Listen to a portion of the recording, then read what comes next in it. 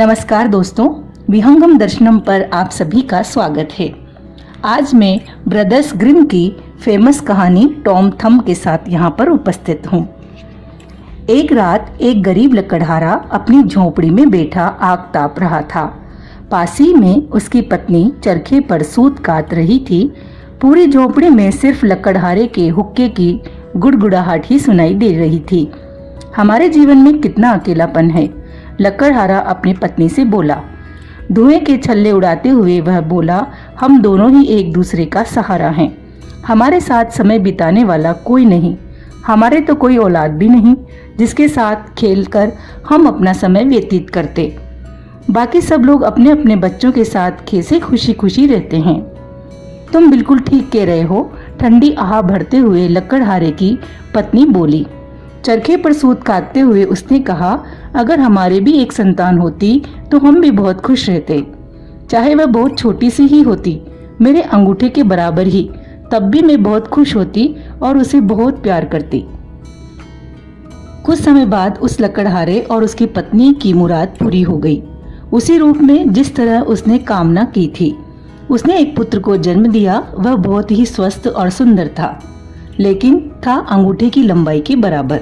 फिर भी वह दंपति बहुत खुश थे, क्योंकि अब उनका अकेलापन बांटने के लिए उनके जीवन में कोई आ गया था। उन्होंने अपने पुत्र का नाम थॉमस थंब रखा। वे लोग उसे प्यार से टॉम बुलाते थे। थॉमस थंब के साथ उनका जीवन खुशी से बीतने लगा। वे अपने पुत्र को खूब लाड प्यार से रखते, भर पेट भोजन देते, बढ़िया बढ़िया कपड़े पहनाते। जीवन की हर खुशी वे अपने पुत्र को देने का प्रयास करते।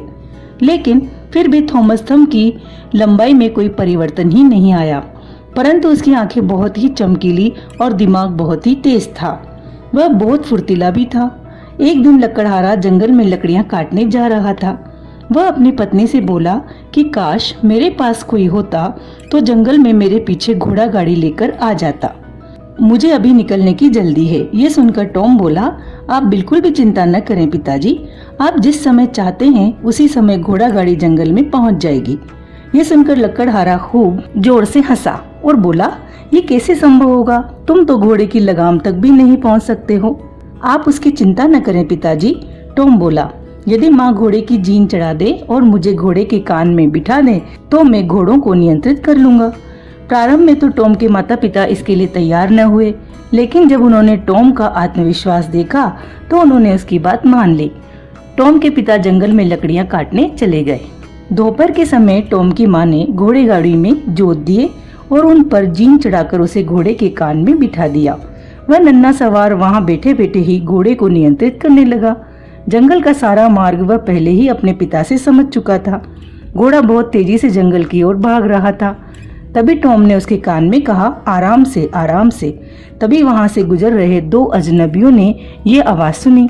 घोड़े को बिना सवार के देख उन्हें बहुत आश्चर्य हुआ। उन्होंने उसका पीछा करने की सोची। पीछा करते करते वे उस स्थान पर पहुंच गए जहां लकड़हारा लकड़ियां काट रहा था। जंगल में पहुंचकर टॉम अपने पिता को देख बोला, देखिए पिताजी, मैं यहाँ निश्चित समय पर ठीक ठाक पहुंच गया हूँ। अब आप मुझे यहाँ से नीचे उतारिए। तब टॉम के पिता ने एक हाथ से घोड़े की लगाम थामी और दूसरे हाथ से अपने बेटे को घोड़े के कान से बाहर निकाला।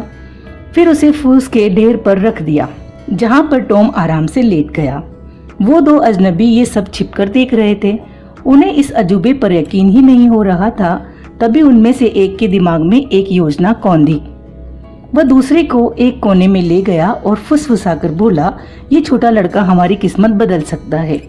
यदि हम इसे यहाँ से शहर ले जाएं और फिर इसे शो में प्रदर्शित करें तो हम बहुत धन कमा सकते हैं। क्यों ना हम इसे खरीद लें? ऐसा सोचकर वे दोनों लकड़हारे के पास गए और उससे कहा कि वे टॉम को खरीदना चाहते हैं। मैं उसे नहीं बेचूंगा, लकड़हारा बोला। वह मेरी संतान है और मेरे लिए सोने चांदी से भी अधिक अनमोल। टॉम, जो ये सब चुपचाप सुन रहा था, अपने पिता का कोट पकड़कर उनके कंधे पर चढ़ गया। फिर उनके कान में बोला, आप ये धन ले लीजिए पिताजी और मुझे उन लोगों को दे दीजिए। मैं बहुत जल्दी घर लौट आऊंगा, भरोसा रखिए। टॉम के बहुत जोर देने पर लकड़हारे ने सोने की अशर्फियों के बदले अपने बेटे को उन अजनबियों को बेच दिया। तुम कहाँ बैठना पसंद करोगे नन्हे लड़के? एक अजनबी ने टॉम से पूछा। तुम मुझे अपने हेड के किनारे पर बिठा लो, इससे मैं आसपास की सारी चीजें भी देख सकूंगा, टॉम बोला। एक अजनबी ने टॉम की बात मान ली। फिर वे टॉम के पिता से आज्ञा ले वहां से निकल पड़े। शाम होने तक उन्होंने अपनी यात्रा जारी रखी। फिर वह नन्हा लड़का बोला, अब मुझे नीचे उतारो, मैं यहाँ बैठे बैठे बहुत थक गया हूँ। इसलिए उस अजनबी ने अपना हेड उतारा और टॉम को मिट्टी के एक ढेले पर बिठा दिया, जो सड़क किनारे खुदे हुए एक खेत में रखा था। लेकिन टॉम फुर्ती से क्यारियों के बीच भागता हुआ चूहे के बिल में घुस गया। दोनों अजनबी समझ ही नहीं पाए कि ये सब क्या हो गया। उन्होंने दौड़कर चूहे के बिल में हाथ डाला, छड़ी भी घुमाई, लेकिन सब व्यर्थ गया। नन्हा टॉम रेंगता हुआ अंदर चला गया। अंधेरा घिर आया था, इसलिए थक हार के वे दोनों अजनबी भी वहां से खाली हाथ चले गए। टॉम बहुत देर तक बिल में छुपा बैठा रहा। फिर जब उसे यकीन हो गया कि वे दोनों अजनबी वहां से जा चुके हैं, तब वह अपने छिपने के स्थान से बाहर निकला। बाहर गहरा अंधेरा घिर आया था। टॉम बहुत ही संभल कर चल रहा था। चलते चलते उसे एक खाली सीपी नजर आई। उसे देखकर टॉम ने सोचा कि इसके अंदर सोना सुरक्षित रहेगा। ये सोचकर वह उसके अंदर घुस गया। कुछ ही देर में उसे नींद आ गई। थोड़ा समय व्यतीत हुआ कि अचानक दो लोगों की बातों से टॉम की नींद टूट गई। वे दो राहगीर गांव के पादरी को लूटने की योजना बना रहे थे। उन्हें कहीं से जानकारी मिली थी कि उस पादरी के पास बहुत सा धन है, इसलिए उनके दिमाग में चोरी की योजना जन्म ले रही थी। लेकिन धन कैसे चुराया जाए, उनके यह समझ में नहीं आ रहा था। तभी अचानक एक आवाज आई, क्या मैं आपकी मदद कर सकता हूँ? दोनों राहगीर चौंक गए। पहले तो उन्हें विश्वास ही नहीं हुआ, परंतु जब टॉम दूसरी बार फिर बोला, मुझे अपने साथ ले चलो, मैं तुम्हें बताऊंगा कि धन कैसे चोरी किया जा सकता है। दोनों राहगीरों को समझ ही नहीं आ रहा था कि यह आवाज आ कहां से रही है। तब टॉम बोला, तुम नीचे की ओर देखो, तब तुम्हें समझ आएगा कि मैं कहाँ हूँ। चोरों ने नीचे झुक कर देखा तो उन्हें सीपी में से टॉम की आवाज आती सुनाई दी। उन्होंने सीपी को उठा लिया। तब टॉम उसमें से बाहर निकल आया। उसे देखकर चोरों ने उससे पूछा कि वो उनकी मदद कैसे कर सकता है।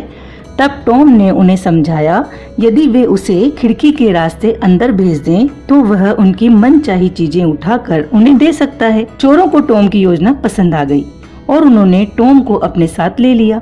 थोड़ी ही देर में वे पादरी के घर पहुंच गए। टॉम खिड़की के रास्ते घर में घुस गया। पूरे घर में घूमने के बाद वह जोर से चिल्लाया, तुम्हें क्या क्या चाहिए मुझे बताओ। उसे चिल्लाता देख चोर डर गए। उन्होंने टॉम से धीरे बोलने को कहा, लेकिन टॉम ने उसे अनसुना कर दिया। वह फिर जोर से बोला, क्या मैं ये सारा धन बाहर ले आऊं? पास ही रसोई में सोई हुई नौकरानी की आंख खुल गई। शोर सुनकर वह उठी। यह देखकर चोर वहां से भाग छूटे। उन्हें समझ आ गया था कि उस नन्हे लड़के ने उन्हें बेवकूफ बनाया था, इसलिए थोड़ी दूर जाने के बाद वे वापस लौटे। उन्होंने टॉम को चेतावनी देते हुए कहा कि वह ज्यादा होशियारी न दिखाए और जल्दी से कुछ धन बाहर फेंके। तब टॉम बहुत जोर से चिल्लाया, ठीक है, मैं तुम्हारी बात मानकर कुछ धन बाहर फेंकता हूँ, संभालो। नौकरानी ये सारी बातें सुन रही थी, इसलिए वह दरवाजा खोलने भागी। चोर वहां से सिर पर पैर रखकर भागे। नौकरानी को बाहर कोई नजर न आया क्योंकि बाहर बहुत अंधेरा था। वह लालटेन लेने अंदर गई। इतनी देर में टॉम वहां से खिसक लिया। वह अनाज घर में जाकर छिप गया। नौकरानी ने घर का कोना कोना छान मारा, परंतु उसे कोई नजर नहीं आया। थोड़ी देर बाद निश्चिंत होकर वह पुनः सोने चली गई। उसे लग रहा था कि उसने कोई सपना देखा था। उधर अनाज घर में टॉम को एक ऊंचे स्थान पर सूखी घास के ढेर में छिपने का स्थान मिल गया था। उसने रात वहीं बिताने का निश्चय किया और सोचा कि सुबह होते ही वह अपने माता पिता के पास जाने के लिए रास्ता ढूंढेगा। परंतु उसका दुर्भाग्य, वह नौकरानी प्रातः जल्दी उठ गई। गायों को चराने के लिए उसने वही घास का ढेर उठाया जिसमें टॉम आराम से सो रहा था। वह ढेर उठाकर नौकरानी ने सीधे गाय के सामने रख दिया। टॉम की नींद जब तक खुली तब तक वह गाय के मुंह में पहुंच चुका था। टॉम को कुछ समझ ही नहीं आ रहा था।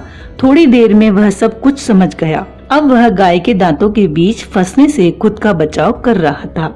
अगले कुछ क्षणों में वो उसके पेट में पहुंच गया। वहां बहुत अंधेरा था। टॉम भी थोड़ा घबरा गया था। वह इस तरह मरना नहीं चाहता था। सबसे बुरी बात तो यह थी कि और अधिक चारा गाय के पेट में आता ही जा रहा था। अंत में वह जोर से चिल्लाया, बचाओ बचाओ। नौकरानी गाय का दूध निकाल रही थी।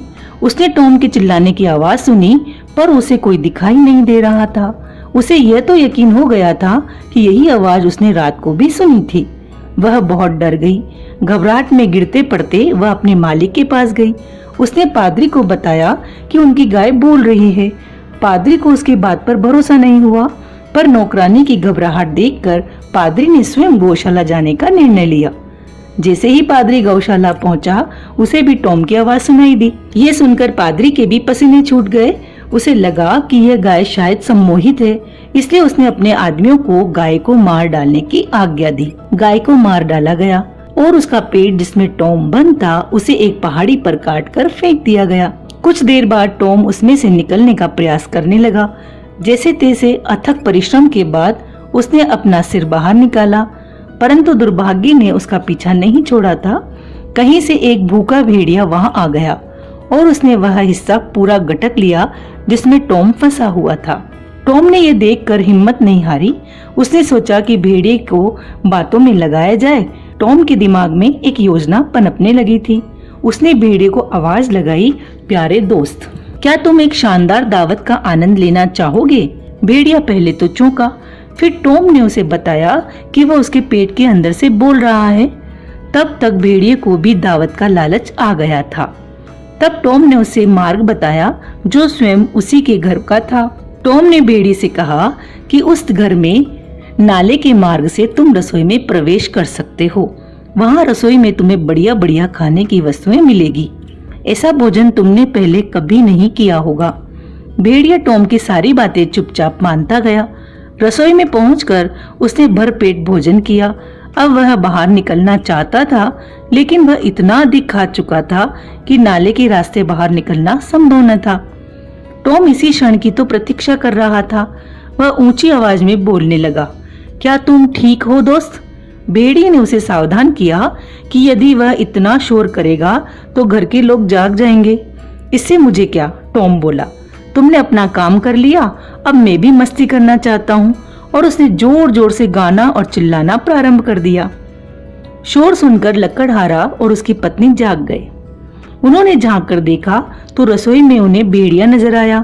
वे दोनों भेड़िए को देखकर थोड़ा डर गए थे। लकड़हारा दौड़कर एक कुल्हाड़ी ले आया और उसकी पत्नी एक हंसिया। उसने अपनी पत्नी से कहा कि जैसे ही वह भेड़िए के सिर पर वार करे, वह भी उस पर हंसिए से वार कर दे। इससे भेड़िए का काम तमाम हो जाएगा। टॉम ये सब सुन रहा था।